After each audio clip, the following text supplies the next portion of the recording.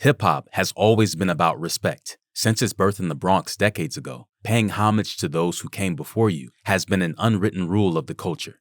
But what happens when young artists forget this fundamental principle? Well, sometimes the OGs have to step in and remind them how things work in this game. Today, we're diving into some of the most notable instances where hip-hop legends had to check younger artists who might have forgotten the importance of respect in the culture. This is about what happens when young rappers get a little too bold, a little too loud, and the OGs have to step in and tell them to sit down and keep quiet. Let's start with one of the most fascinating confrontations in recent years. Number 1, J. Cole versus Lil Pump. Back in 2016, a young Lil Pump decided to make waves by repeatedly targeting J. Cole on social media. We're talking about a 16-year-old kid with colorful dreads and face tattoos, basically poking a sleeping bear. Pump was riding high off his viral hit Gucci Gang, posting videos yelling, "F you, J. Cole," and even recording a diss track that basically just repeated those words over and over. Now, most people expected Cole to either ignore this kid completely or absolutely destroy him on a track. Instead, what we got was something much more interesting. Cole took his time, studied the situation, and in 2018, dropped 1985, Intro to the Fall Off. This wasn't your typical diss track. It was much more like watching a chess master explain the game to someone who just learned how to move the pieces. The song broke down everything wrong with the modern rap industry, how it exploits young artists, builds them up just to watch them fall, and discards them when they're no longer profitable. Cole was just being a gentleman. He wasn't just attacking Pump. He was giving him, and every other young rapper, a warning about their future. What makes this situation particularly interesting is what happened next. Rather than escalating the tension, Cole arranged a sit-down interview with Pump. Where was you at when you, I guess, came up with the J. Cole shit? You drawing the paper? I really wrote it down. Because if I didn't write it out, I would have forgot, yeah. I was sitting like in a room one day and I seen that shit in my in my comments. People were like, J. Cole, J. Cole. I'm like, oh, so it was already happening? Yeah, low key, yeah. That's crazy. And then I was staying like, did you know why they were saying that? Like, was you so in tune with what was happening that you knew like why they were saying that? Yeah. You still don't know why they were saying that? I mean, but now I kind of get it. Because like, we make different type of music, so people like, I don't know, you know, they'll feel some type of way like, oh, f this, f that. But when I started doing that, people were just like, fuck it, you know. That was like basically like the trend, like, you know, everybody saying f J. Cole, whatever, blah blah. Now it's like everybody saying f Russ, you know. Yeah, like, even getting it. That's yeah, you know. It's just, I don't know, bro. People just like doing that shit, but yeah, it was even like serious, like. I fuck with your shit. That shit's hard, you know. Thank you, bro. For real. It's not like, oh, this nigga. Like. Picture this. One of hip-hop's most respected lyricists having a heart-to-heart with the Gucci Gang rapper at Rolling Loud Festival. It was a masterclass in how to handle conflict and how to show the world that you're the OG here. Number 2, Drake and the YK Osiris situation. Moving on to a different type of check, we have the curious case of Drake and YK Osiris. The situation started with a $60,000 debt. Yeah, you heard that right. $60,000 that YK Osiris owed to Drake. But instead of handling it like a typical debt collection, Drake turned it into a moment that would live forever on social media. Picture it. You're in Drake's massive Toronto mansion, surrounded by his Grammy Awards and platinum plaques. You owe him money, and he makes you an offer you can't refuse. Not in a threatening way, in a pure Drake way. He turns it into entertainment. You owe me 60 bands, Drake says, and you have to perform the song right now in the crib. I'm giving you an out. The video of what happened next went viral. YK Osiris jumping out of his chair, putting on his sweater, and launching into a passionate performance of his hit, Worth It, right there in Drake's living room. Drake's jumping around, laughing, filming the whole thing, turning what could have been a tense situation into a moment that had the whole internet talking. I'm not, yo. I ain't hold you no more. I ain't hold you no more. You owe me 60 bands, and you have to perform the song right now in the crib. What are we talking about? What are you talking about? I'm giving you an I will out. gas you. I'm not baby. I'm not Boosie. You don't owe me no 2 rags, 5 rags. You owe me 60 bands. I'm playing the song right now. You ready? I need you. I need a full. No more. You don't owe me no money right now. I swear. I need a full performance though. The real shit though.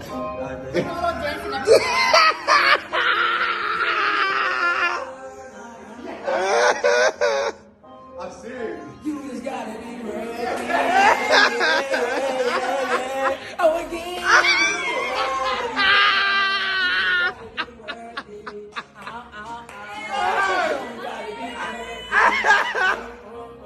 But here's the deeper layer to this story. It wasn't just about collecting a debt. See, Drake was teaching a lesson about accountability. Why? Because this wasn't the first time YK Osiris had been in debt to other rappers. He reportedly owed money to Lil Baby and Boosie too. But instead of embarrassing the young artist, Drake turned it into a moment that actually helped YK Osiris's career, giving him more visibility while also making sure he learned his lesson. YK Osiris publicly declared he was done gambling, and the whole situation became a cultural moment, with people turning it into memes and jokes. But beneath the humor, there was a clear message. In hip-hop, your word is your bond, and debts, whether financial or otherwise, always come due. Number 3. Offset meets Jay-Z. Sometimes the most powerful moments in hip-hop happen away from the spotlight, when the cameras aren't supposed to be rolling. That's exactly what went down in a now viral video showing Jay-Z and Offset in what appears to be an intense backstage confrontation. Here's the scene. You've got Jay-Z, the billionaire mogul who literally wrote the blueprint for turning rap into a business empire, standing face to face with Offset. In the background, Beyoncé casually walks by, but all eyes are on this interaction between 2 generations of hip-hop. The footage has no sound, but Jay's body language tells a story of its own. He's not yelling, not being aggressive, just commanding the space in that way only Jay-Z can. Now sure, Offset is not some upcoming SoundCloud rapper here. He is a legitimate star in his own right. 1/3 of Migos, married to Cardi B, millions in the bank. But watch how he carries himself in that video. When Jay-Z steps to you, no matter who you are in the game, you stand there and listen. The internet went wild trying to read lips and figure out what was being said. But maybe that's not even the point. The real story is how Jay-Z, decades into his career, can still check another major artist without raising his voice or throwing a single punch. That's power. That's respect. That's what happens when the architect of modern hip-hop business has something to say. Number 4. Eminem and Lil Yachty. When Eminem dropped Kamikaze out of nowhere, it felt like a hurricane hitting the rap game. M had something to say about the new generation, and he wasn't holding back. But his approach to addressing Lil Yachty was particularly interesting. It wasn't a straight-up diss, but more like a veteran highlighting the elephant in the room. On The Ringer, M lays it out. I can see why people like Lil Yachty, but not me though. It's such a simple line, but it carries the weight of generations. Here's Eminem, one of the highest-selling artists ever, a guy who changed the face of hip-hop, essentially saying, I get it, but it's not for me. What happened next shows the difference between old school and new school perfectly. Yachty, hearing about the mention before actually listening to the song, initially seemed excited about being dissed by Eminem. He hopped on Twitter saying how fire it was that M took a shot at him. But when he finally heard the actual lines, his response was priceless. That's less exciting. M didn't have to go hard at Yachty, but even so, he made his point clear. Number 5. Snoop Dogg versus the Island Boys. Now this one's just pure entertainment. Snoop Dogg, the definition of West Coast cool, watching an Island Boys video with Kevin Hart. The video that made Snoop, a man who's seen everything in hip-hop over the last 3 decades, literally speechless. For context, the Island Boys are these twin brothers who went viral on TikTok with their poolside freestyle. You know the one. I'm an island boy. Island boy, and I've been trying to make. Oh, I'm an island boy. I'm a just island boy.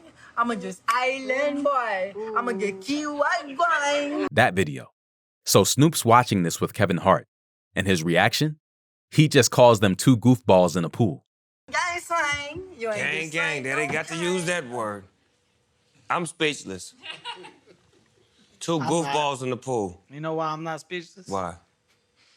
Because I'm an island. That's it. No elaborate diss. No angry rant. Just pure dismissal from one of hip-hop's living legends. But here's where it gets good. One of the Island Boys didn't take kindly to this assessment and started making threats. Listen, if Snoop Dogg would have said that to me in real life, on sight, I would have faded. I would have beat his ass on everything. I swear to God, my life, I would have. Now, let's pause for a moment and consider the absurdity. A TikTok star threatening Snoop Dogg, a man who survived the most intense era of West Coast hip-hop beef. That's hilarious. Snoop's response? Pure veteran move. He drops a social media post saying he don't want no smoke with a bunch of laughing emojis. That's it. No diss track needed. No serious response required. Just Snoop being Snoop, letting his legacy speak for itself while barely acknowledging the situation. It's like watching a lion being barked at by a chihuahua. Quite literally, but the lion doesn't need to roar back. That's how OGs can put the new generation in their place without even trying. Number 6. Gucci Mane and Ola Runt. Now let's talk about what happens when the business side of hip-hop meets the new generation's tendency to flex on social media. We're talking about Gucci Mane and Ola Runt. It's 2020, and Gucci Mane is in the process of revamping his legendary 1017 record label. He's looking for fresh talent, hungry artists ready to carry the torch. Enter Ola Runt, an up-and-coming rapper from East Atlanta. The story starts promising. Gucci sends him a 1017 chain, posts him on social media, even puts him on a track called Lifers for the So Icy Summer compilation. Sounds great, right? Well, here's where things get messy. Ola starts telling everyone he signed to 1017, flexing the chain, playing up his connection to Gucci. One small problem though. He never actually signed any paperwork. And when the music video for Lifers drops, Ola's nowhere to be found. Not in the video, not on set, nothing. Instead of handling this privately, Ola goes public, telling media outlets he doesn't know why he wasn't in the video, acting confused about the whole situation. Gucci just let the situation play out. And just like that, he taught Ola a lesson. In the adult world, you have to sign paperwork. Number 7. Travis Scott and Tory Lanez. Now let's travel to the Mala Luna Festival, where Travis Scott and Tory Lanez almost came to blows. The confrontation, which was caught on video, showed how even established artists sometimes need to be checked when they step out of line. The tension started when Lanez made some slick comments about writing for Travis Scott. Now, in hip-hop, claiming you've written for someone is like playing with fire, especially when you're talking about an artist like Travis, who's known for his unique sound and creative control. The situation came to a head backstage at the festival. We've got footage of Tory, all fired up, literally telling Travis they can shoot the fade. That's fight for those who don't speak hip-hop, right there and then. We can kick everyone out of the room right now, Lane says, while Travis maintains this calm, almost unbothered demeanor. You're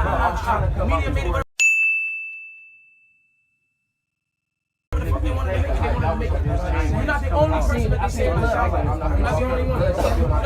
Look, listen, days before this, I tweeted, I said, yo, my nigga, you a legend for making your song. At the end of the day, nigga said I sound like something, my nigga. I said what I said.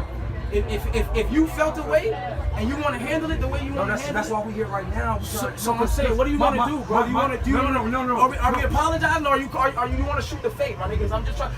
Everybody can get out of here. Every single person can get out of here. Literally every person can get out of here, and we can shoot the fade, my nigga. And we can just get out. Niggas want to fight. Everybody just get out of here, my nigga. Let's just shoot the fade. Yo, it seems like you're just trying to come at me, my nigga. I'm not for that, my nigga. I'm not for that, my nigga. I'm not for that, my nigga. We can shoot the fade right now. Not that. It's a man to man. It's a man to man, bro. So I feel like you coming at me, my nigga. This is how I came on here, my nigga. I understand. It's the way the nigga came on. Yo, let me holler at you, my nigga. Like I understand what you're trying to do, but yo, my nigga, I ain't gonna be a man about the situation, bro. That don't make no sense. Yo. My understanding is you tweeted. I can't sound like somebody. Now listen, this is the problem. This is the honest truth. The song that you wrote, he asked me 2014 to do a verse for you, bro. To do a hook for you. A year and a half later, Lanez publicly admits that the whole thing was squashed, calling Travis my dog, and acknowledging that they had sat down and talked about it like men. He even took it a step further, admitting on his track, Hate to Say, that he was in the wrong, rapping about how they could be doing bigger things than trying to ruin each other. So that's it for now. Every single one of these situations ended with the young artist having to sit down and think about their actions. Maybe the lesson we all learned today was, if you're new, it's better to learn and respect the OGs, unless you want your career to end before it even begins.